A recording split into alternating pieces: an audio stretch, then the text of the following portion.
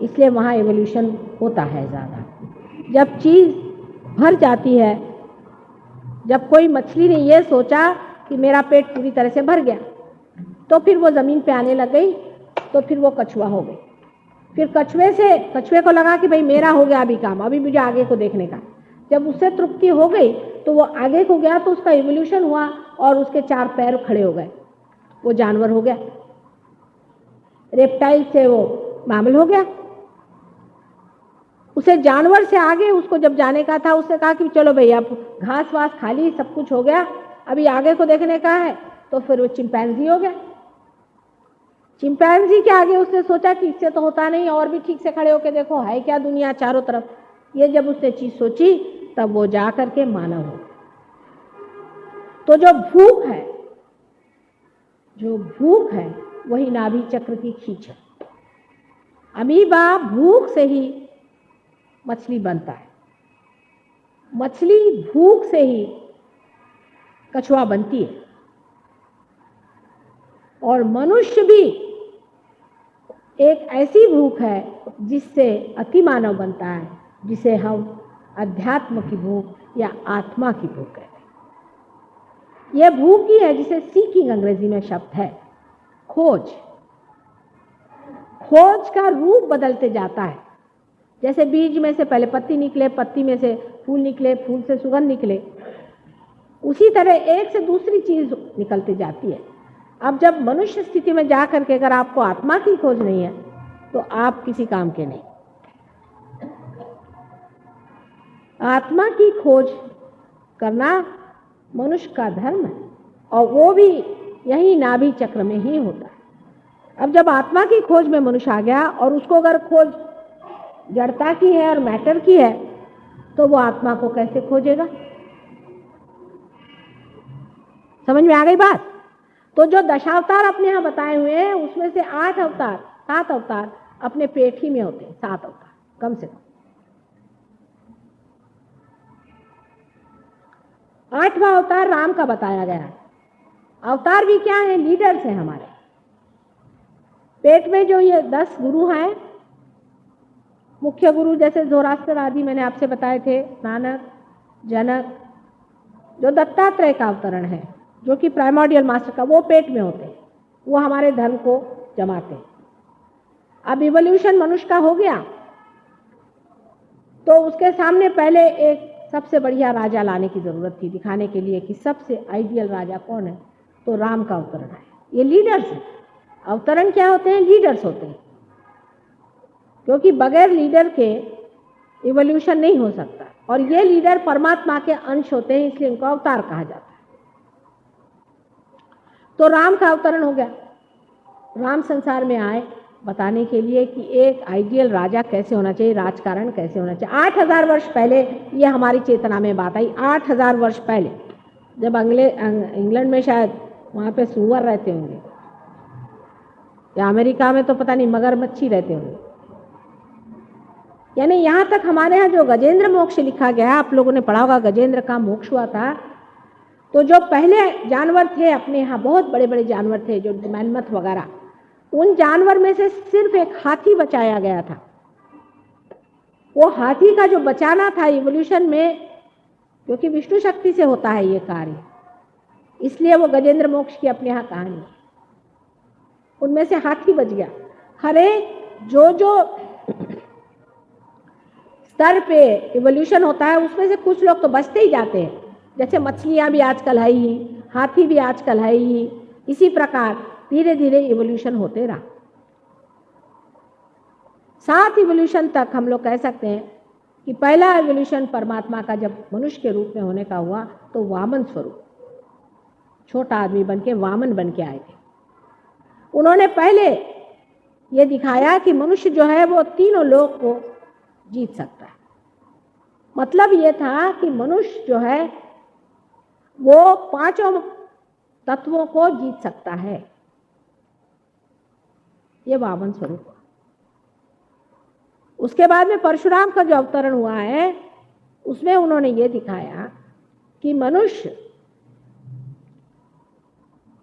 अपने क्रोध से या अपने बल से जानवर आदि जो कुछ भी नेचर के जो नेचुरल जो हमारे ऊपर में प्रॉब्लम्स है उसको जीत सकता है।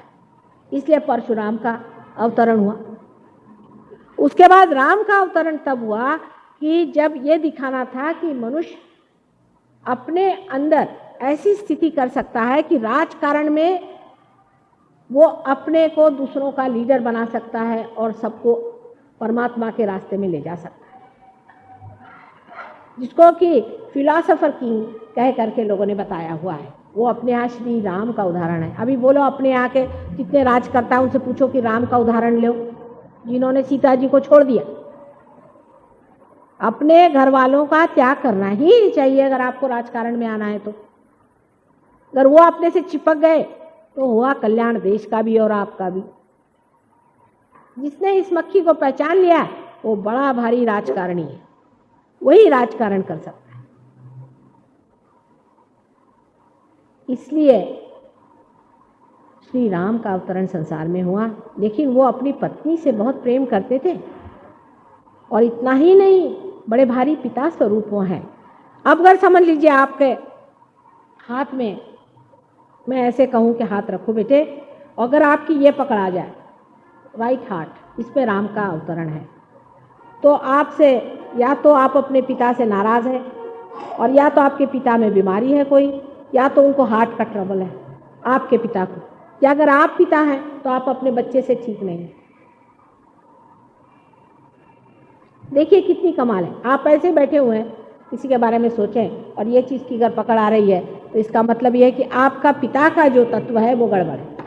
अब वो बराबर कहाँ पर है इसको देखना चाहिए, उससे बराबर अंदाज पड़ जाता है। यहाँ है तो आपके पिता स्वयं हो सकते हैं या आपके पिता के पिता भी हो सकते हैं। अगर यहाँ है तो आपका पिता का तत्व ज़रा खराब है, माने ये कि आप परेशान हैं अपने पिता के लिए, या आप अपने बच्चों से ठीक से व्यवहार नहीं कर रहे हैं। इस प्रकार आपको हर एक चक्र पे पता चलता है। राम का चक्र जो है हृदय में राइट साइड पे है। अब राम तत्व के साथ हनुमान का भी तत्व है।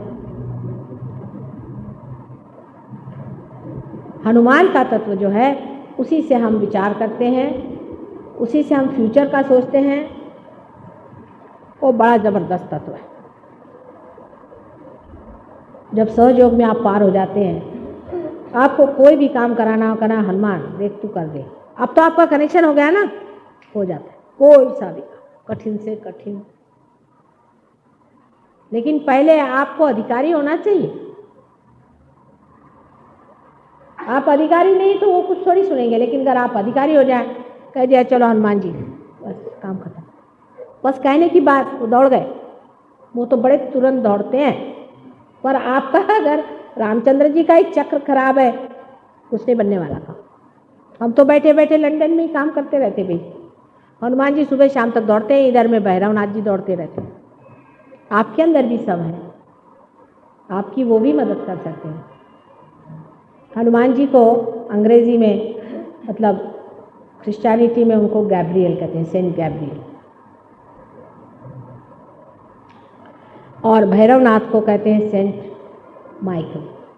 एक ही है, बिल्कुल एक, दो अंतर नहीं, नाम अलग है। उसके बाद बीच का हृदय चक्र, यहाँ पर जो हृदय चक्र है बीचों बीच में, ये दूसरे तरह का है कि हृदय में शिव जी का स्थान है और हृदय से शिव जी को छोड़कर शिवानी माँ का स्वरूप धारण करके जगदम्बा बनके भवसागर के ऊपर में स्थित हो जाती है। कि उसके जब भक्तजन डूब रहे होते हैं, हर एक धर्म में भक्तों को सताया जाता है, तो वो माँ बन करके जगदम्बा बन के और उनकी रक्षा करती है। ये रक्षा का तत्व है। अगर किसी आदमी को सेंस ऑफ इनसिक्योरिटी है, इस तत्व को हम मॉडर्न तक ला के बता सकते हैं। अगर वो सिक्योरिटी की सेंस नहीं है उसको, तो उसका ये चक्र पकड़ता है। इससे श्वास जो है जोर से चलता है। जब ब्रेस्ट कैंसर होता है किसी औरत को, तो उसका कारण भी यही चक्र पकड़ता है। अगर किसी औरत का आदमी अगर फ्लर्ट है, बदमाश है और वो किसी से कह नहीं सकती, तो उसका ये चक्र पकड़ता है। राम का चक्र भी, अगर वो अपनी पति से, कोई पति अगर अपने पत्नी से ठीक से व्यवहार नहीं करता है, उसको गृहलक्ष्मी का स्थान नहीं देता है और उसको ठगाता है, तो वो भी उसका राइट साइड पकड़ सकता है। उसी प्रकार अगर कोई स्त्री को ये दुविधा हो जाए तो उसका ये बीच का पकड़ सकता है। आपको अगर सेंस ऑफ इनसिक्योरिटी हो जाए या आप में कोई भूत बाधा हो जाए, कोई तकलीफ हो जाए, तो ये बीच का चक्र पकड़ता है आपका, उससे श्वास बहुत जोर से चलता है। एलर्जी इसी से होती है। लिवर और इसका कॉम्बिनेशन हो जाए, लिवर का मतलब स्वादिष्टान चक्र और इसका अगर कॉम्बिनेशन हो जाए तो एलर्जी शुरू हो जाती है। लोग बोलते हैं कि एलर्जी ठीक नहीं होती, सहयोग में एकदम ठीक हो जाती है। सभी सहजियों से विनती है, हमारे इस चैनल को सब्सक्राइब करके सहज को फैलाने में हमारी मदद करें। जय श्री माता जी।